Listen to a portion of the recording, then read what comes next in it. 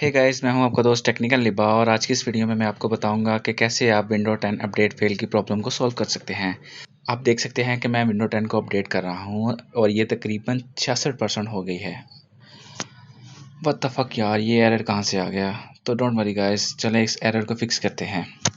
सबसे पहले main menu जाए, वहाँ पे सर्च करें CMD और कमांड प्रॉम्प्ट पर राइट क्लिक करें, रन एड एडमिनिस्ट्रेटर पे चलाएं। जब ये ओपन हो जाए तब आपने यहाँ पे देनी है एक command wuauclt.exe update now. Enter करें और 4 से 5 सेकंड वेट करें। दोबारा से कंट्रोल पैनल में जाएं, अपडेट वाली सेटिंग में जाएं और तो विंडोज़ अपडेट वहीं से स्टार्ट हो जाएगा जहाँ पे ये रुका था। तो वीडियो पसंद आई तो प्लीज़ लाइक करें, सब्सक्राइब करें एंड शेयर करें। Thanks for watching.